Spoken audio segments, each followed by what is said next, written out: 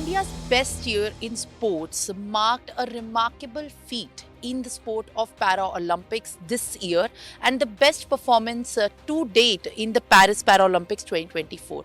While 2024, the year in itself saw many remarkable achievements and, in fact, milestones in the area of sports, but in the sector of Paralympics, India drew, in fact, a memorable and also a commendable performance with 29 medals, which is the best record so far in the Paralympics. And this feat was achieved by determination, hard work, and a lot of initiatives that were brought under the bigger umbrella of how to involve more para athletes to give a push into the Paralympic movement in India. And to talk about, in fact, on the kind of development and the revolution in the Paralympic sports in India is with me, the PCI chief, Devendra Jhajaria, joining me right now. Thank you for speaking to us. Sir, जिस तरीके से 2024 में India में sports को लेकर एक अलग उत्साह था, पर 2024 के पेरिस पैरा ओलंपिक्स को लेकर जो 29 मेडल, जिसमें से 7 गोल्ड, 9 सिल्वर, 13 ब्रॉन्ज, आज तक जो सपना देखा गया था वो अचीव होता दिखा। 25 की एक आपका एक्सपेक्टेशन थी और 29 आए। क्या इंडिया का इस समय पेरिस पैरा ओलंपिक्स के बाद स्टेट है पैरा एथलीट्स को लेकर? किस तरीके से आप देखते हैं 2024 में पैरा एथलीट्स को पुश मिला है? क्या वो रिकॉग्निशन मिली है जो वो डिजर्व करते हैं? देखिए, पेरिस पैरालंपिक भारत के लिए ऐतिहासिक रहा, कई मायनों में रहा, लेकिन सबसे बड़ा मायना ये था कि हम मेडल टैली में 18वें नंबर पे रहे, 29 मेडल जीते, 5 gold, 7 gold medal, 9 silver medal और 13 ब्रॉन्ज मेडल। इससे भी बड़ी बात ये थी कि जब इंडिया टीम जा रही थी वहाँ खेलने, तो हमने अलग अलग लेवल पे काम किया। एक व्यक्ति से कुछ भी नहीं हो सकता, लेकिन हमारे पास स्कीम्स थी, उस स्कीम्स का हमने फायदा उठाया।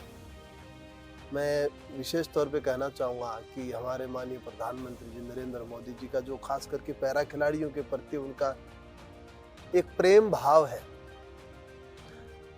खिलाड़ी जब मेडल जीतता था वहाँ पे, तो हमारी बेटी सिमरन ने जो मेडल जीता, प्रीति पाल ने मेडल जीता, तो पहले प्रीति पाल ने मेडल जीता तो उन्होंने मेरे से कहा कि भैया मुझे मेडल तो मिल गया, मोदी जी कब बात करेंगे हमसे?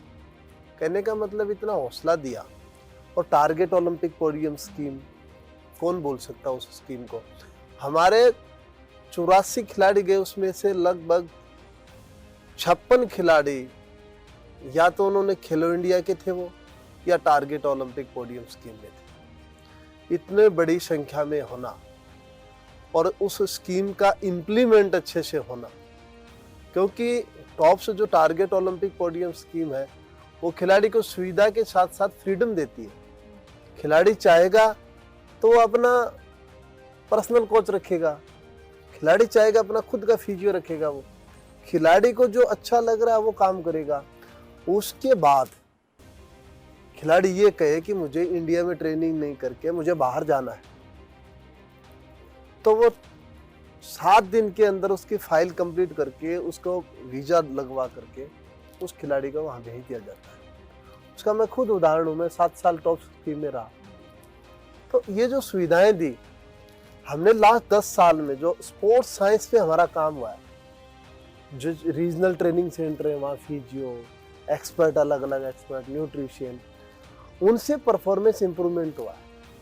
पैरा खिलाड़ियों के विषय में मैं कहूँ तो इन खिलाड़ियों की एक मेहनत तो थी, हमारा एक मैनेजमेंट अच्छा था। हमने खिलाड़ियों का चयन के साथ साथ जो स्पोर्टिंग स्टाफ था वो उन खिलाड़ियों के साथ था, उन्हीं को हमने भेजा। ऐसा नहीं कि कोई इधर उधर गली से कोई आ जाए, ऐसा चला जाए। ये 1% में एक एनहांस प्लानिंग के तौर पर जिस तरीके से मैनेजमेंट हुई है ना, तो अब जो आपने बेंचमार्क की बात की ये हो गया, तो क्या आप ऐसा भी सोच रहे हैं अब आगे की इंडिया को अब पूरा वर्ल्ड एक स्पोर्टिंग नेशन के थ्रू देख रहा है? हाँ बिल्कुल, लेकिन मैं आपको बताना चाहता हूँ किसी ने नहीं सोचा था 2012 लंदन पैरालंपिक एक सिर्फ सिल्वर मेडल इंडिया, सिर्फ 12 साल के बाद में 29 मेडल। कितना बड़ा बदलाव है। क्रांतिकारी बदलाव है। और जब हमारे 25 प्लस मेडल आए तब मुझे इंटरनेशनल पैरालंपिक कमेटी के चेयरमैन मिले, मुझे कॉन्ग्रेचुलेशन कहा। तो वो कहने लगे ऐसा क्या किया इंडिया में आप लोगों ने, हिंदुस्तान को दुनिया ने स्पोर्टिंग कंट्री मान लिया है। वो कहती हैं भाई वो लड़के ने जेवलिन बहुत अच्छी फेंकी, उसने भाला बहुत अच्छा फेंका नवदीप ने। तो मैंने कहा माता जी आप तो कहाँ देखा?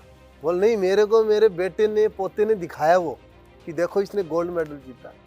आज हमारे इतने खिलाड़ियों को ग्रास रूट पे जानते हैं, एक क्रांतिकारी बदलाव है ये। और जितने हिंदुस्तान के दिव्यांगजन हैं, डिफरेंटली एबल है, उनको एक हौसला मिला।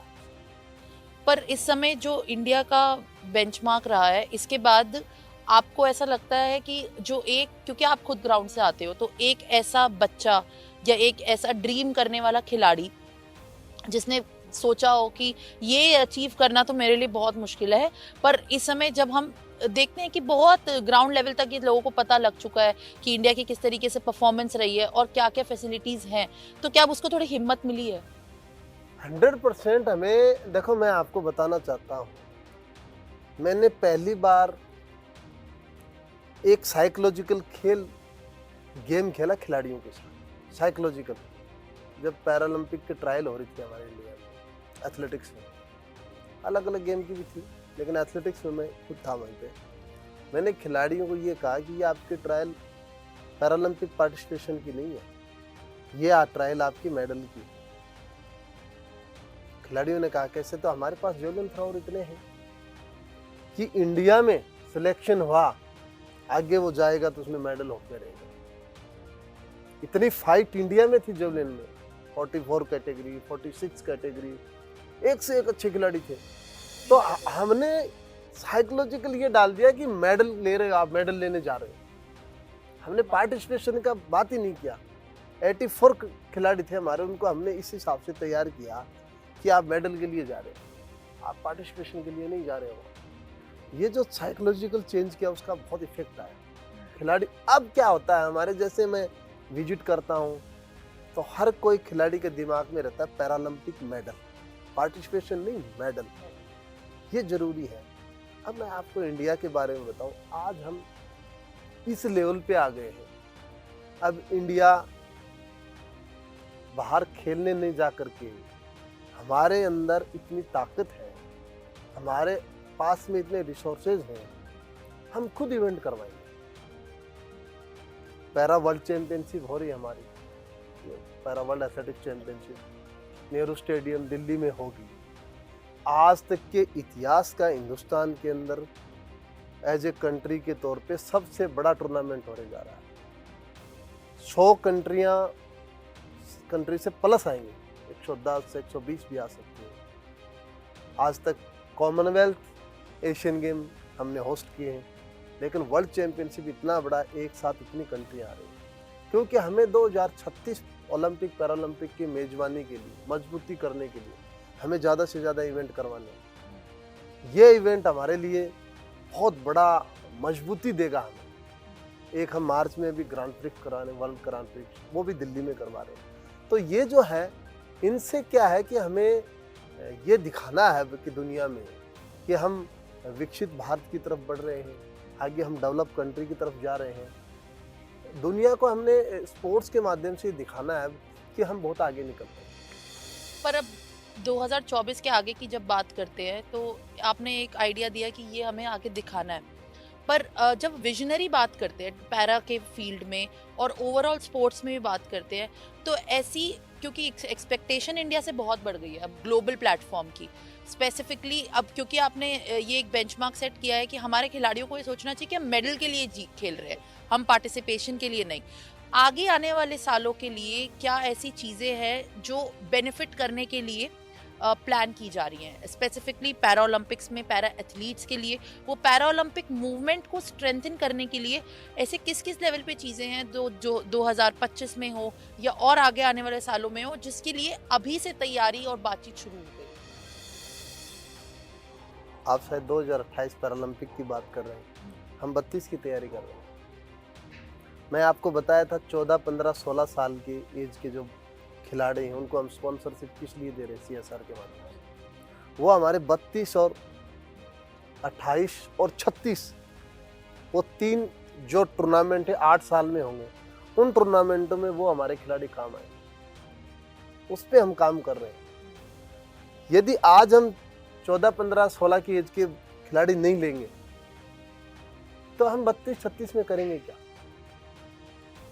ये काम करने जरूरी है, इन पे हमें ध्यान देने की जरूरत है। दूसरी मैं कहना चाहता हूं कि देखिए, हम नया काम करने जा रहे हैं। जब पेरिस पैरालंपिक में हमने मेडल जीते तो उसी दिन, उसके 7 दिन बाद में मैंने एक मीटिंग बुलाई थी कि पेरिस सक्सेस, LA कैसे सक्सेस होगा हमारा।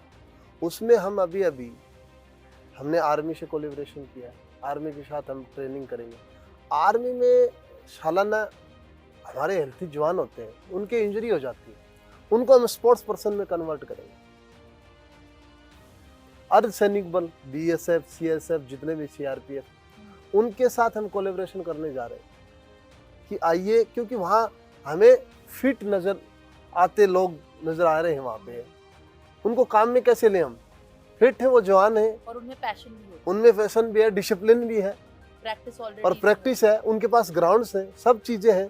हमें उनके लिए काम करने की जरूरत है, हम वहाँ से मेडल निकालेंगे।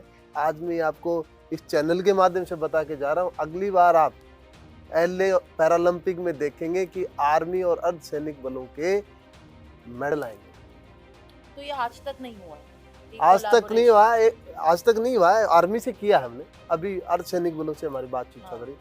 ये हम काम करेंगे, यहाँ से हम अच्छे खिलाड़ी उठाएंगे। तो ये एक सबसे बड़ा एम्बिशियस प्रोजेक्ट है आगे आने वाले सालों के लिए। और जिस तरीके से आपने कहा कि आगे आने वाले जितने भी कम्पिटिटिव वर्ल्ड लेवल गेम्स हैं, उसमें हमारे अर्धसैनिक बल के लोग दिखेंगे हमें मेडल लाते हुए। ये हमारा ambitious.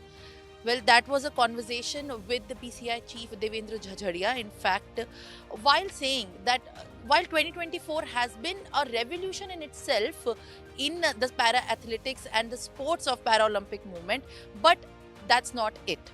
While we look forward to celebrating the enthusiasm of sports and indeed the feeling of making the India proud in the Department of, in fact, para sports 2025 and the Paralympics Games of 2028 and more are going to be the focus, and the preparations have already begun.